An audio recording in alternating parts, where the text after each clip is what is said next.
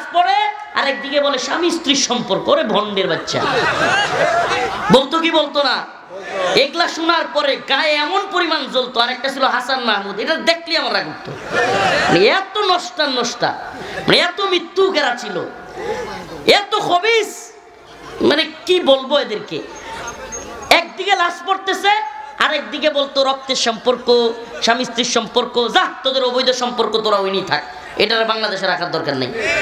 কি কর, এই সম্পর্ক কি বৈধ? হ্যাঁ, অবৈধ সম্পর্ক, যা তোদের জায়গায় পাঠিয়ে দেওয়া হয়েছে, তোরা রাখ। এই অবৈধ মাইয়ার আমরা রাখতে চাই না, দিয়ে দিছি তোদের দেশে, এবার রাখ। এখন বিচার মেয়াদ শেষ, পাসপোর্টের মেয়াদও শেষ, তবু অবৈধ যে, এটা আরেকটা আলামত দেখেন কত বড় অবৈধ। বিচার মেয়াদ শেষ তবুও রাখে, সারস না কে? আল্লাহ মাফ করুক, বলেন আমিন। কি পরিমাণে জুলুম এ দেশবাসীর প্রতি এরা করছে, হাসিনা করছে, এটার আলামত এখন বোঝা যাচ্ছে।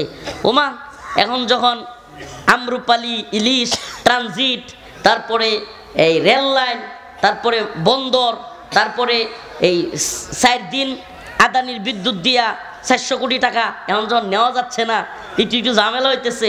এখন কয় তোমাদের উপর হামলা করব, তোমাদেরকে গুলি করব, তোমাদের দেশ দখল করব। হায় বাপডা ছেড়ে দিব একবারে, কথা কন না? আমি তো বলি মাঝে মাঝে, উম্মার যুবকেরা তৈরি হও, তৈরি হও উম্মার যুবকেরা। এই নানা একবারে এগুলোরে দইরা দইরা চুরি আর কাশি নিয়ে সীমান্তে গিয়া মুসলমানি করাই দিতে হইবে। বদমাইশ গুলোরে একেবারে চিৎকার দেয়, মনে হয় মুসলমানরা ভীতু কাপুরুষ, তোদের ভয়ে একবারে প্যান্টে মুইতা দিবে। বদমাইশ। মোহাম্মদ বিন কাসিমের ইতিহাস পড়ে দেখ, সুলতান সালাউদ্দিন আইয়ুবীর ইতিহাস পড়ে দেখ, সুলতান মাহমুদ গজনবীর ইতিহাস পড়ে দেখ। অল্প সংখ্যক মুজাহিদদের ভয়ে তোদের বাপ দাদারা সবগুলো পালাইছিল, তোরা আম করে ভয় দেখাস। প্রিয় স্থিতি, প্রিয় উম্মা, এরা এত সাহস নাই, এটা কথা মনে রাখবেন। মুসলিমদেরকে আল্লাহ ইমানের যে পাওয়ার দিছে, অন্যগুলোর এত ইমানি পাওয়ার নাই। বিশ্বাসের শক্তির একটা বিরাট জিনিস। আপনি যদি বুঝেন যে আমি মারা গেলেও কবরে গিয়া জান্নাতে যাব, এর চাইতে বড় শক্তি আর কিছু নাই। আর বিশ্বাসের শক্তি কেমন দুর্বল দেখেন, যদি বিশ্বাসের দুর্বলতা থাকে, সে চিন্তা করবে হাইরি আমি তো চাকরিতে আইছি টাকার জন্য, আমি চাকরিতে আইছি ভালো খাওয়ার জন্য, আমি চাকরিতে আইছি ব্যাংক ব্যালেন্স তৈরি করার জন্য, আমি মরতে পারবো না। আরেক দল মরতে যায়, একদল শহীদ হইতে যায়, আরেক দল বাঁচতে চায়। এই দুই দলের যুদ্ধে কে বিজয়ী হবে? সুবহানাল্লাহ। যারা শহীদ হইতে যায়, আফগানের দিকে তাকায় দেখেন, আফগানের দিকে ছোট্ট একটা তালেবানের বাহিনী, এই বাহিনী America, Russia, Britain, France, Germany সবগুলো হারাই দিছে। সুবহানাল্লাহ। তা কেমনে পারছে? ইমানি পাওয়ার দিয়া। কেমনে? ইমানি শক্তি। আমাদের ইমানি পাওয়ার আছে, আমরা জানি আমরা বাঁচলে গাজী হব, মারা গেলে শহীদ হয়ে যাব। আমাদের রব বলে দিয়েছেন কোরআনে কারীমের মধ্যে, আমাদের রব জানায় দিয়েছেন, ওয়ালা তাকুলু লিমান ইউকতালু ফি সাবিলিল্লাহি আমওয়াত বাল আহইয়াউ ওয়ালাকিন লা তাশউরুন। আল্লাহ রাব্বুল আলামিন বলেন, দ্বীনের জন্য যারা জীবন দেয় তাদেরকে তোমরা মৃত বলিও না। সুবহানাল্লাহ। কত বড় সম্মান চিন্তা করছেন। আল্লাহ নিজে বলতেছে, আল্লাহর রাস্তায় যারা মারা যায় তাদেরকে তোমরা মৃত বলিও। এত বড় সম্মান কি হইতে পারে? তাইলে এরা মৃত না, তাইলে এরা কি? আল্লাহ কয় বাল আহইয়া, বরং তারা জীবিত, ওয়ালাকিন লা তাশউরুন, কিন্তু তোমরা তা অনুধাবন করতে পারো না, বুঝতে পারো না। আমার আল্লাহ রাব্বুল আলামিন বলেন, এই দুনিয়ায় যে বান্দা আল্লাহর জন্য, দ্বীনের জন্য জীবন দেয়, সে তো শহীদ। আর আল্লাহ পাক এই দুনিয়ায় ওই শহীদের আত্মাটা, আমরা তো দেখি জাগতিক ভাবে সে মারা গেছে, কিন্তু সে মরে নাই। তার আত্মাটাকে জান্নাতের একটা সবুজ পাখির মধ্যে ঢুকায় দেওয়া হয়। ওই সবুজ পাখিটা জান্নাতের মধ্যে উড়তে থাকে, ঘুরতে থাকে, যেখানে মন চায় যেতে থাকে, যা মন চায় খাইতে থাকে। সুবহানাল্লাহ কন্যা। যেখানে মন চায় যায়, যা মন চায় খায়। জান্নাতের মধ্যে সবুজ পাখি হইয়া উড়তে থাকে, ঘুরতে থাকে। ও মুসলমান ইমানদার, ভয় পাওয়ার কোনো কারণ নাই। গত 2 দিন যাবত সীমান্তের মধ্যে খুব অস্থিরতা দেখতে পাচ্ছি, এবং আলহামদুলিল্লাহ বাংলাদেশ সেনাবাহিনী এবং বিজিবিকেও খুব তৎপর দেখতেছি। জানি না কি হয়, আমরা যুদ্ধ টাইনা আনবার চাই না, কিন্তু যুদ্ধের ভয় দেখায়া আমাদেরকে কেউ গোলাম বানায়াও রাখতে পারবে না। আমরা গোলামি ভারতের করব না, ভারতের গোলামি করব। আমি তো একটা কথা প্রায় বলি, আমাদেরকে মামলা দেওয়া হয়েছে কিন্তু আমরা গোলামি করেছি কার? আমাদেরকে জেলখানায় নেওয়া হয়েছে, গোলামি করেছি কার? আমাদেরকে রিমান্ডে নেওয়া হয়েছে, গোলামি করেছি কার? আমাদেরকে ফাঁসির দড়িতে দিলেও গোলামি করব কার? আর বাংলাদেশের প্রধানমন্ত্রী থাইকাও গোলামি করছে ভারতের, একজন প্রধানমন্ত্রী হইয়াও গোলাম কার? আর আমরা রিমান্ডে গিয়াও ফাঁসির কাছে গিয়াও গোলামি করি কার? আরে আল্লাহর গোলামরা কখনোই এই দুনিয়ার তাগুতের জালেমের হিন্দুদের গোলামের কাছে পরাজিত হইতে পারে না। আল্লাহর গোলামরা ভারতের গোলামদের কাছে পরাজিত হইতে পারে? আমরা আল্লাহর গোলামি করি। আমরা কার গোলামি করি? ইয়াকা না'বুদু ওয়া ইয়াকা নাস্তাঈন। প্রতি রাকাত নামাজের মধ্যে আমরা সূরা ফাতিহায় এই আয়াতগুলো তিলাওয়াত করি, বলি ইয়াকা না'বুদু, আয় আল্লাহ আমরা তো একমাত্র আপনারই ইবাদত করি। কার? ওয়া ইয়াকা নাস্তাঈন। আমরা হাসিনার কাছেও চাই না, মুদির কাছেও চাই না, চাই কার কাছে? চাই কার কাছে? আমরা হাসিনারে রব মানি নাই, মানবো না। হাসিনা যা বলে তাই মানি নাই, মানবো না। মুদিও যা বলে তাই আমরা মানি না, মানবো না। আমরা কার কথা মানি? আমার আল্লাহর কথার বিরুদ্ধে গেলে, আগেও বলেছি এখনো বলছি, সকল মুমিনেরই বলা উচিত, আমার আল্লাহর কথার বিরুদ্ধে গেলে, কোরআনের কথার বিরুদ্ধে গেলে আমরা কাউকেই মানি না। আমার আল্লাহর কথার বিরুদ্ধে যদি কেউ কথা বলে তাহলে তার কথা মানা যাবে? মানা যাবে? জালেমদের চামচামি শুরু করেন, তাইলে জালিমি প্রধানমন্ত্রী হবে, জালেমি রাষ্ট্রপতি হবে।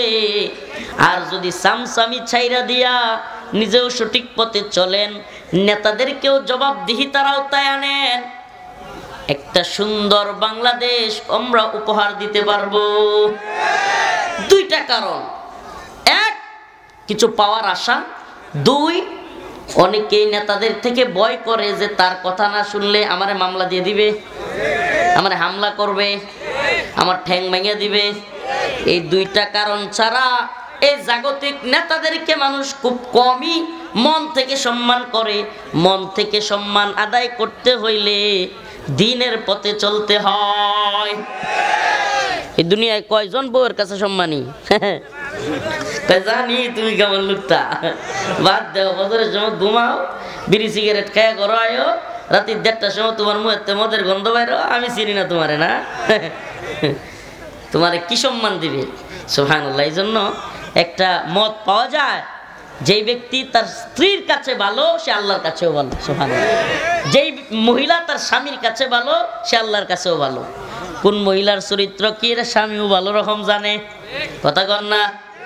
সুবহানাল্লাহ, সুবহানাল্লাহ ওয়া বিহামদিহি। এই জন্য এটা মনে রাখবেন, এই দুনিয়ায় বাহ্যিকভাবে ভালো দেখানো, আমি খুব ভালো মানুষ, খুব ভালো চরিত্রের অধিকারী, এটা সবাই পারে। এই দুনিয়ায় অভিনেতার অভাব নাই। হাসিনা এক বড় অভিনেত্রী ছিল, সে ছিল বিশ্ব অভিনেত্রী, সে ছিল এই সর্বনাশ। একদিকে ছাত্রদেরকে গুলি কইরা শত শত লাশ পড়তেছে, আর একদিকে গিয়া ওই কবে কখন কোন লোক ৭১-এ তার কি হয়েছে এটা নিয়ে কাঁদতেছে। আপনি বুঝতে পারেন? মানে একদিকে লাশ পড়তেছে কন্টিনিউ, সে যখন ভিডিও বক্তব্য দিচ্ছে তখনও তার অনুমতিতে, তার কথায় লাশের পর লাশ পড়তেছে, আর সে কান্না করতেছে ৭১ আর ৭৫ নিয়ে। কি সর্বনাশ! মানে অভিনয়ের জন্য যদি সত্যিকার অর্থে কোনো প্রাইম মিনিস্টার যদি নোবেল প্রাইজ পাইতে হতে, সেই পাওয়ার একেবারে সর্বোচ্চ যোগ্যতা রাখে। আল্লাহ তাআলা এত বড় জালিম থেকে, এত বড় অভিনেত্রী থেকে আমাদেরকে মুক্তি দিয়েছেন, এজন্য বলে আলহামদুলিল্লাহ। শুকরিয়া আদায় কইরা জীবনে ওইগুলা এই ছাত্রদের, আমি তো মাঝে মাঝে সমন্বয়কদের সাথে কথা হইলে, মাঝে মাঝে এদের সাথে দেখা হইলে আমি বলি যে আল্লাহ পাক এই যুবকদের মাধ্যমে কি পরিমাণে যে এই দেশটাকে কি পরিমাণে যে হেফাজত করছে, সুবহানাল্লাহ, এটা কল্পনা করতে পারবেন না। এই জন্য এই ছাত্রগুলোর জন্য দোয়া করেন, যারা শহীদ হয়ে গেছে তাদের জন্য দোয়া করেন। করবেন তো ইনশাআল্লাহ? করবেন তো? এখন দেখেন না, দেশটারে কি করে নাই, এরপরেও বলতো যে আমি জানি না আমি কি অপরাধ করলাম, বলতো না আমি জানি না আমি কি অপরাধ করলাম। আপনি চিন্তা করতে পারেন যে এই মহিলাটা যতদিন বাংলাদেশে ছিল, ভারতের গোলামি সকল নেতারা সকল দল করত, গোলামি করতে বাধ্য করত ভারতের। আলহামদুলিল্লাহ গত কয়েকদিন যাবত খুব ভালো লাগতেছে, মনে হইতেছে আমরা জাতি হিসাবে স্বাধীন, আমরা জাতি হিসাবে। ভারতে বৈশা বৈশা উস্কানি দিচ্ছে, বিভিন্ন দিক থেকে সীমান্তে অস্থিরতা তৈরি করতেছে। প্রিয় ভাইরা আমার, বন্ধুগণ আমার, এই জন্য বলি মুসলিম উম্মার যুবকেরা, এই শীতে ভয় পাইলে চলবে না। শীত কি গরম কি আমরা বুঝি না। যদি ভারতীয় সীমান্তবর্তী বাহিনী, ভারতীয় বিএসএফ আমার দেশের সীমান্ত রক্ষীদের উপর, আমার দেশের যুবকদের উপর হামলা করে, আমাদেরকে গুলি করে, আমরাও তাদেরকে দাঁত ভাঙা জবাব দিব, দাঁত ভাঙা জবাব দিব।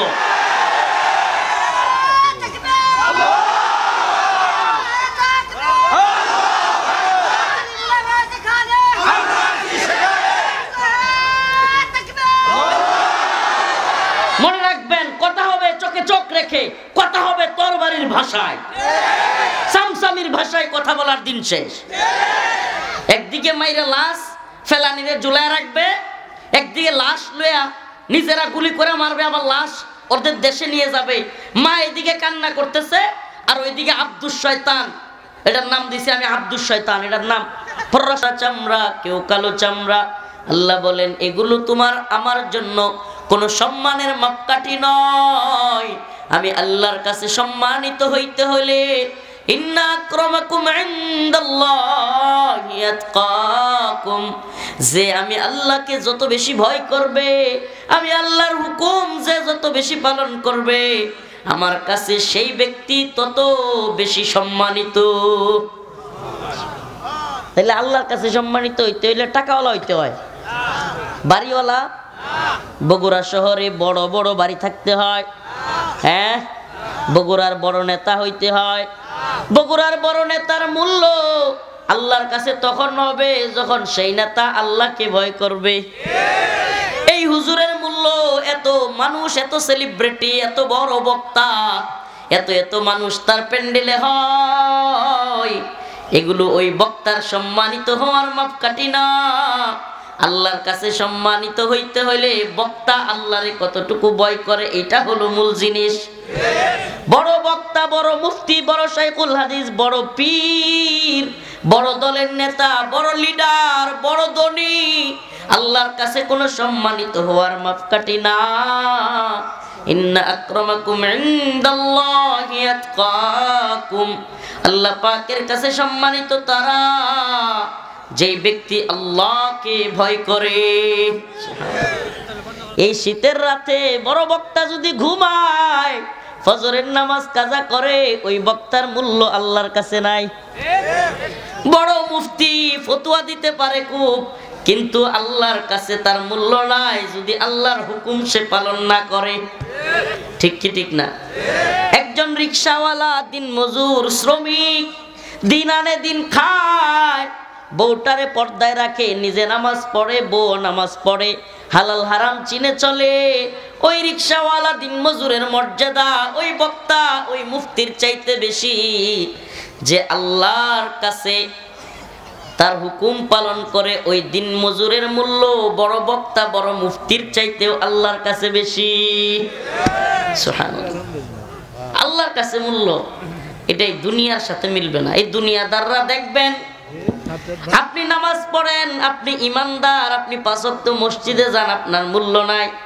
বড় নেতা মসজিদে ঢুকছে, অমুক ভাই আসছে, তমুক ভাই আসছে, সামসামির শেষ নাই। এই দুনিয়ার সাথে আখিরাতের কোনো মিল নাই রে বাবা।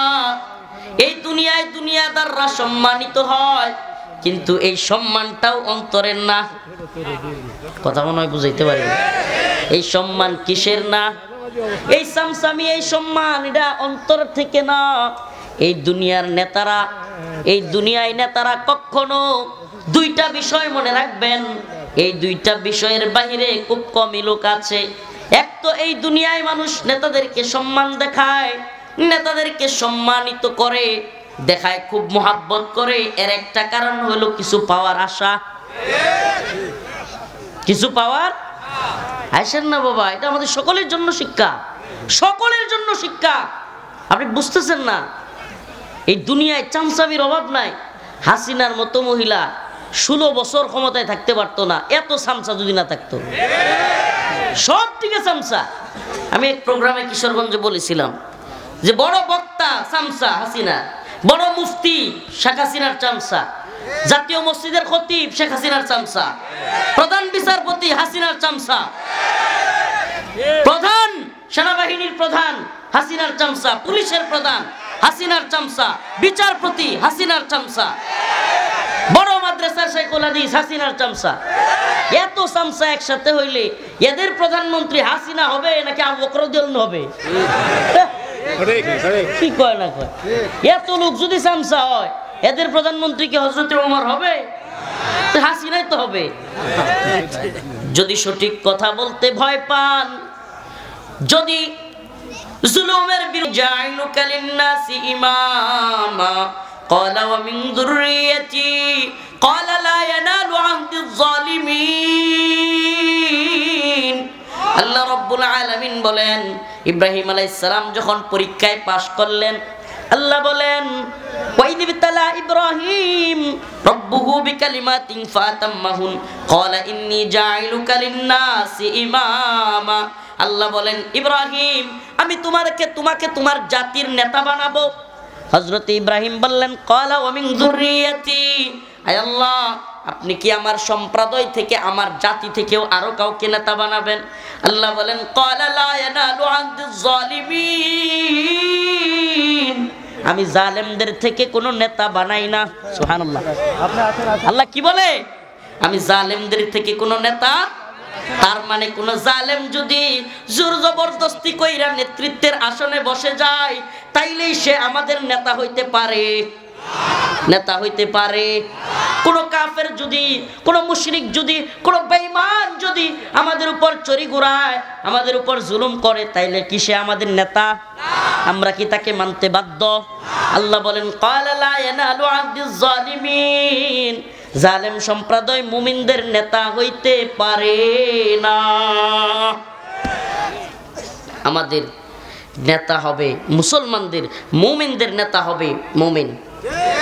মুমিনদের নেতা ইনসাফগার হবে, ন্যায়পরায়ণ হবে, ইনসাফগার শাসক হবে। মুমিনদের নেতা জালেম হইতে পারে না, কাফের হইতে পারে না, মুরতাদ হইতে পারে না। আল্লাহ পাক আমাদের বুঝার তৌফিক দান করুন। তো নামাজ পড়বো তো? হ্যাঁ নাকি এই যে সারাদিন বিরাট বড় জলসা জালসা জালসা করব আর নামাজ ছেড়ে দিব? ঠিক কিনা? হ্যাঁ, বড় বড় জালসা করব আর নামাজ ছেড়ে দিব? আল্লাহ পাক আমাদেরকে ক্ষমা করুক, বলেন আমিন। ইয়া আইয়ুহাল্লাযীনা আমানুস্তাঈনু বিস-সাবরি ওয়াস-সালাহ। ইস্তাঈনু, তোমরা চাও আল্লাহর কাছে, বিস-সাবরি ওয়াস-সালাহ।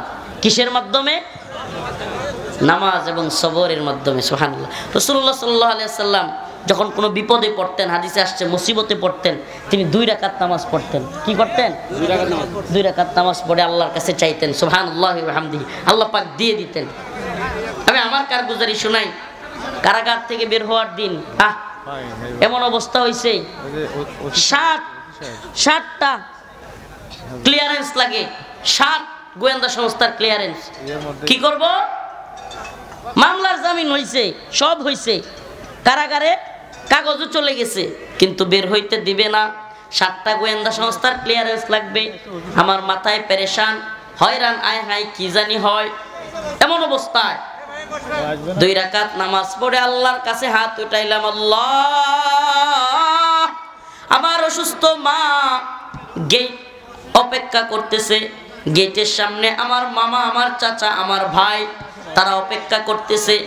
এমতো অবস্থায় কাপড় চোপড় সহ আমাকে আগায়া দিল, বের করে দিবে। আর এখন বলতেছে গোয়েন্দা সংস্থার ক্লিয়ারেন্স ছাড়া দিবে না। পেরেশান, হয়রান হয়ে গেলাম।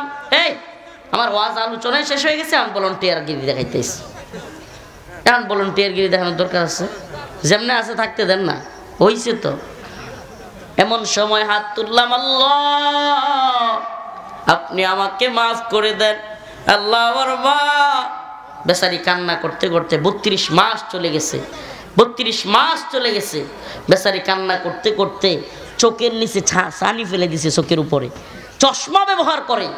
আল্লাহ একবার যখন হাইকোর্টে মামলার জামিন বাতিল করেছে, স্ট্রোক করেছে, 3-4 ঘন্টা মাথায় পানি দিতে হয়েছে। আবার যদি আরে আস্তে রে বাবা আস্তে, আবার যদি এই অবস্থা তৈরি হয় আমার আম্মার, না জানি কি অবস্থা হবে। এই চিন্তা, এই পেরেশানিতে আল্লাহর কাছে হাত তুললাম, আল্লাহ আপনি সব ক্লিয়ারেন্সের ব্যবস্থা করে দেন। সুবহানাল্লাহ, দোয়াটা শেষ করছি, পিছন থেকে কারারক্ষী ডাক দেয়, কয় হুজুর চলে আসেন, আপনার ক্লিয়ারেন্স হয়ে গেছে। আল্লাহি একেবারে কোট করলাম, একটুও বাড়ায় না, কোট করলাম। নামাজটা শেষ করে দোয়াটা শেষ করার সাথে সাথে পিছন থেকে কারারক্ষী ডাক দিল, হুজুর আপনার ক্লিয়ারেন্স হয়ে গেছে, চলে আসেন। বের হয়ে গেলাম। সুবহানাল্লাহ, মনে মনে বিশ্বাস রাখছিলাম আল্লাহর উপর। অনেকে কারাগারে আমাকে বলতো, হুজুর আপনারা যা করছেন আর যা বলছেন হাসিনা বাচ্চা থাকতে পারি পারবেন না। আমার কইতো আর কি, আমি বলতাম যে শুনেন, আল্লাহ পাক যদি স্বাভাবিক হায়াতও দেয়, যদি স্বাভাবিকভাবে মানুষের যে হায়াত আল্লাহ দেয় 60-65 বছর, এটাও দেয়, হাসিনা তো একদিন মরবো, মরলে তো বাড়ি তারমো ইনশাল্লাহ। মরণ লাগে না, আল্লাহ এমনি বাইর করছে, আর আল্লাহ এমনি জালেমরে পালায় যেতে বাধ্য করছে। তো মানুষ আমরা চিন্তা করে কোনো কিছু পারবো না, চিন্তা করে বুঝবো না কেমনে কি হবে, কিন্তু আল্লাহ জানে। আল্লাহর কাছে কোনো ক্ষমতাসীন, আরে আল্লাহ করোনা দিছে, পৃথিবীর সব ক্ষমতাসীনরা ঘর থেকেই বের হয় না। আপনি করোনার সময় পৃথিবীতে কোনো যুদ্ধ দেখছেন? যুদ্ধের কথা শুনছেন? যুদ্ধ করবো কেমনে, কোনোটাই তো গ্লাস থেকে বাইর হয় না। আর আল্লাহর কি কুদরত, যেই বড় লোকগুলো এসি রুমে গ্লাস থেকে বেরোয় না, এদেরই করোনা ধরছে আগে। সুবহানাল্লাহ, তা আল্লাহ পাক সব পারে। কে পারে? সুবহানাল্লাহ। নামাজ পড়বো তো ইনশাআল্লাহ। আজকের আলোচনা শাহাদাতের তামান্না, শহীদের মর্যাদা। এই সুবহানাল্লাহ, অনেক বেশি। জান্নাতের সবুজ পাখি হয়ে যায়, বারজাখের জিন্দেগি নাই, কবরের জিন্দেগি নাই, ফুলসিরাত নাই, কোনো জিজ্ঞাসাবাদ নাই। সুবহানাল্লাহ, শাহাদাতের মর্যাদা এত বেশি, শহীদকে কোনো জিজ্ঞাসাবাদ করা হবে না। সুবহানাল্লাহ। তো আল্লাহর রাস্তায় দ্বীনের জন্য এই ভারতের হিন্দুত্ববাদীদের বিরুদ্ধে প্রয়োজন হইলে গজওয়াতুল হিন্দের ডাক আসলে শহীদ হওয়ার জন্য তৈরি আছি তো ইনশাআল্লাহ। লিল্লাহি তাকবীর, লিল্লাহি তাকবীর। ভারতের দালালেরা, এই দিল্লি না ঢাকা, আপোষ না সংগ্রাম, দালালি না আজাদি, গোলামি না আজাদি। আরে চেতনাই নাই। এতদিন হাসিনা বঙ্গবন্ধুর চেতনা, শেখ মুজিবের চেতনা, মুক্তিযুদ্ধের চেতনা, বাঙালি চেতনা, এই চেতনার ট্যাবলেট খাওয়াইয়া ইমানের চেতনা দিছে ধ্বংস করে। ঈশ্বর মানুষটা করছে। এই চেতনার ব্যবসা এখন বন্ধ হয়েছে, এখন ইমানের চেতনা লাগবো। কোন চেতনা?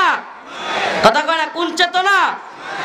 এখন স্লোগান হবে এরকম, হয়তো শরীয়ত নয়তো শাহাদাত। আমরা এই ভূখণ্ডে কোরআনের শাসন প্রতিষ্ঠা করবো ইনশাআল্লাহ, করবো তো ইনশাআল্লাহ। আমরা কোরআনী শাসন চাইবো তো ইনশাআল্লাহ। এই ভূখণ্ডে শরিয়া শাসন করবো, নাইলে শহীদ হয়ে যাব। তোরা আমাদেরকে গুলি করে মেরে ফেলবি, শহীদ হব, কিন্তু তোদের গোলামি করব না। নাসরুম মিনাল্লাহ ফাতহুন করিব ওয়াবাশশিরিল মুমিনিন। সবার কাছে দোয়া চাই, খাস করে শরীরের অবস্থা খুবই খারাপ। খেয়াল করছেন কিনা, 2 পা নিচে রেখে কথা বলতে পারতেছি না, এমন অবস্থা, মাজা সহ ব্যথা। কারণ নেত্রকোনা হলো একেবারে দেশের ওই একদিকের সীমান্ত, আরেক দিকে আসলাম বগুড়া, অনেক দূর ঘুরা, নেত্রকোনা হইয়া ময়মনসিংহ হইয়া, তারপরে গাজীপুর, গাজীপুর টাঙ্গাইল, টাঙ্গাইল হইয়া, এরপরে হইলো সিরাজগঞ্জ, সিরাজগঞ্জ হইয়া বগুড়া। সর্বনাশ, কতগুলো জেলা। এই জন্য আমি আমার প্রোগ্রাম আরো 2টা আছে, আপনাদের কাছে খাস করে দোয়া চাই। বগুড়ায় যেতে আইছি, একটা প্রোগ্রাম করলে কি হয়? কথা কন না? হ্যাঁ প্রিয় বগুড়াবাসী, ইনশাআল্লাহ তৈরি থাকবেন। একটাই মেসেজ, একটা আপনাদের কাছে বিনীত অনুরোধ, সব কথাগুলো যদি ভুলেও যান, এই কথাটা ভুলিয়েন না। দ্বীনের জন্য, ইমানের জন্য, ভূখণ্ড রক্ষার জন্য যে কোনো মুহূর্তে ডাক আসলে ঝাঁপায় পড়তে হবে ইনশাআল্লাহ। আসসালামু আলাইকুম ওয়া রাহমাতুল্লাহি ওয়া বারাকাতুহু। এত বেশি দুঃশাসনার জুলুম করেছে, মানুষ তাদের বিরুদ্ধে বিদ্রোহ করেছে, পালায়া যাইতে বাধ্য করেছে। সেও তার একটা বক্তব্য জাতির উদ্দেশ্যে রেকর্ড করতে চাইছিল, করতে পারে নাই। তাহলে হাসিনা মডেল হইল না? হাসিনাও চাইছিল এটা বক্তব্য দিয়ে জাতিরে শোনা যাবে, আর সময় নাই। ওই গল্প শোনানোর, ওই যে স্বজন হারানোর বেদনা, এই গল্প শোনানোর সময় আর পাওয়া গেল না। রান্না করা খাবারও খাওয়া গেল না। কি আফসোস। তাইলে আল্লাহ যখন ধরে, রান্না করা খাবারও খাওয়া যায় না। বুঝছেন তো আপনারা? আল্লাহ যখন ধরে, রান্না করা খাবারও খাওয়া যায় না। আল্লাহর ধরা এত কঠিন। ইয়া আইয়ুহাল্লাযীনা আমানুস্তাঈনু বিস-সাবরি ওয়াস-সালাহ ইন্নাল্লাহা মা'আস-সাবিরিন ওয়া লা তাকুলু লিমান ইউকতালু ফি সাবিলিল্লাহি আমওয়াত বাল আহইয়া। আল্লাহ পাক বলতেছেন, ওয়ালা তাকুলু লিমান ইউকতালু ফি সাবিলিল্লাহি আমওয়াত বাল আহইয়া ওয়ালাকিন লা তাশউরুন। আল্লাহ রাব্বুল আলামিন বলতেছেন, তোমরা আল্লাহর রাস্তায় যারা জীবন দেয়, দ্বীনের জন্য, ঈমানের জন্য, ইসলামের ভূখণ্ড রক্ষার জন্য যারা জীবন দেয়, ওয়ালা তাকুলু লিমান ইউকতালু ফি সাবিলিল্লাহি আমওয়াত, তাদেরকে তোমরা মৃত বলিও না। সুবহানাল্লাহ। আল্লাহর রাস্তায় যারা জীবন দেয় তাদেরকে কি বলিও না? এটা হলো শাহাদাতের ওয়াজ, শহীদ হওয়া আল্লাহর রাস্তায়। মাশাআল্লাহ, গত 2 দিন ধরে সব সীমান্তে ভারতের সাথে ঝামেলা চলতেছে। খবর রাখেন? সীমান্তে চরম পর্যায়ের উত্তেজনা চলতেছে। আল্লাহর বান্দা, এক ছবি খুব ভাইরাল হয়েছে দেখলাম, রামদা একটা লইয়া বিড়ি খায় আর বিজিবির পিছনে বসে রয়েছে গিয়া, ভারতীয়রা কোপাইব। দেখছেন এটা? সুবহানাল্লাহ। তো আল্লাহর বান্দারা তৈরি হয়ে যাচ্ছে। মুসলমান ইমানদার তৈরি থাকতে হবে যে কোনো পরিস্থিতির জন্য। আজকেও এই টাঙ্গাইল থেকে যখন উত্তরবঙ্গের দিকে আসতেছি, অনেকগুলো সেনাবাহিনীর আপনার বড় বড় গাড়ি দেখলাম সেনাবাহিনীর।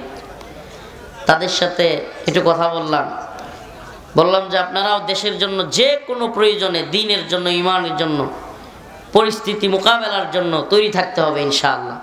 তৈরি আছেন তো ইনশাআল্লাহ? হ্যাঁ, হুজুর কের জিহাদের ময়দান, ফজরের নামাজের ময়দানে ঠান্ডা পানি দিয়ে উজু করে যাই না আমরা, আর জিহাদের ময়দান। ফজরের নামাজ পড়েন তো আপনারা নাকি?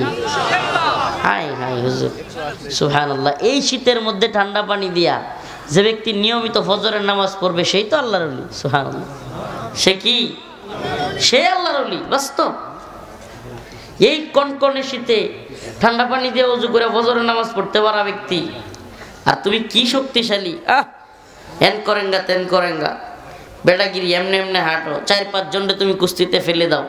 অথচ ফজরের সময় ওই এই একটু কম্বলটা এইভাবে উঠায়া মসজিদ পর্যন্ত আসার শক্তি তোমার নাই।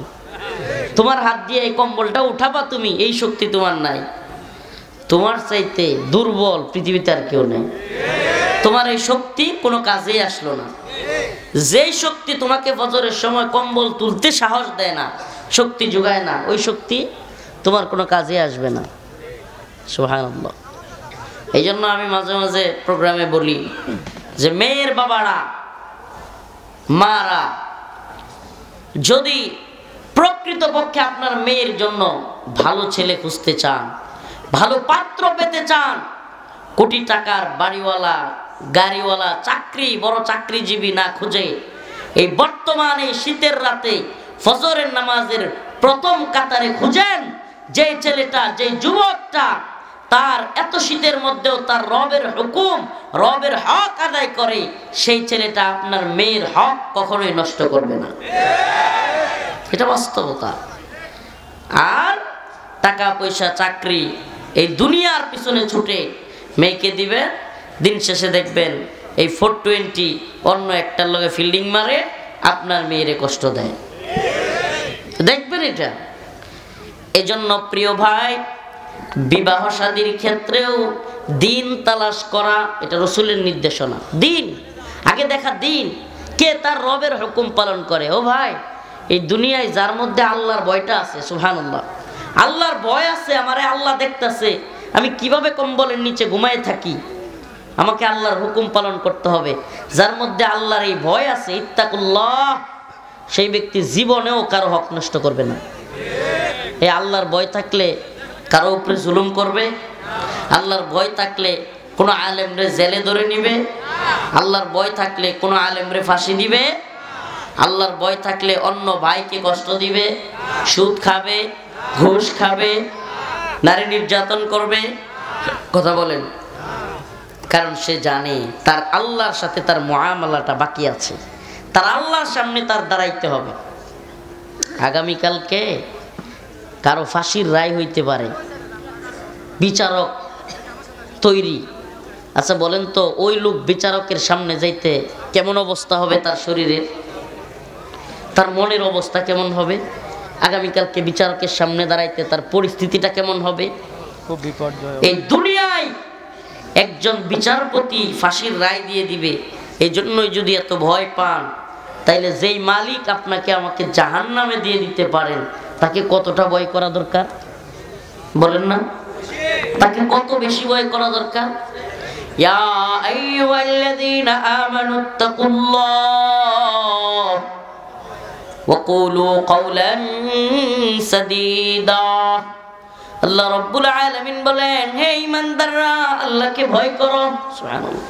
ইয়া আইয়ুহাল্লাযীনা আমানুত্তাকুল্লাহ হাক্কা তুকাতিহি ওয়া লা তামুতুন্না ইল্লা ওয়া আনতুম মুসলিমুন। আল্লাহকে প্রকৃত ভয় না কইরা মৃত্যুবরণ করিও না, প্রকৃত ঈমানদার না হইয়া মৃত্যুবরণ করিও না। বিভিন্ন জায়গায় আল্লাহ পাক কোরআনের অনেক জায়গায় আল্লাহরে ভয় করার কথা বলেন। ইয়া আইয়ুহাল্লাযীনা আমানুত্তাকুল্লাহ ওয়াল তানজুর নাফসুম মা কদ্দামাত লিগাদ ইয়া আইয়ুহান নাস উ'বুদু রাব্বাকুমুল্লাযী খালাকাকুম ওয়াল্লাযীনা মিন ক্বাবলিকুম লাআল্লাকুম তাত্তাকুন। যেন তোমরা মুত্তাকি হইতে পারো। অনেক আয়াত তাকওয়া, মুত্তাকি, এই জিনিসগুলো আল্লাহ এত বলেছেন। ইয়া আইয়ুহান নাস উ'বুদু রাব্বাকুম, হে মানুষেরা তোমরা ইবাদত করবা, রব্বাকুম তোমাদের রবের, আল্লাযী খালাকাকুম যিনি তোমাদেরকে সৃষ্টি করেছেন, ওয়াল্লাযীনা মিন ক্বাবলিকুম যিনি তোমাদের পূর্ববর্তীদেরকেও সৃষ্টি করেছেন, লাআল্লাকুম তাত্তাকুন যাতে তোমরা মুত্তাকি হইতে পারো। ইয়া আইয়ুহান নাস ইন্না খলাকনাকুম মিন যাকারিন ওয়া উনসা وجعلناكم شعوبا وقبائل لتعارفوا إن أكرمكم عند الله أتقاكم। হে মানুষেরা, ইন্না খলাকনাকুম তোমাদেরকে সৃষ্টি করা হয়েছে, মিন যাকারিন ওয়া উনসা একটা পুরুষ এবং একটা নারী থেকে, ওয়াজআলনাকুম শুউবা ওয়া ক্বাবাইলা লিতাআরাফু তোমাদের বিভিন্ন দলে বিভিন্ন শারীরিক গঠন দিয়ে বিভিন্ন গোত্রে তোমাদেরকে পাঠানো হয়েছে। তোমাদের কেউ কালো, কেউ সাদা, কেউ উঁচা, কেউ লম্বা, কেউ বেটে, কেউ মোটা, কেউ চিকন, কেউ আফ্রিকান, নাইজেরিয়ান, কেউ চাইনিজ, কেউ রাশিয়ান, কেউ বাঙালি, কেউ ইন্ডিয়ান।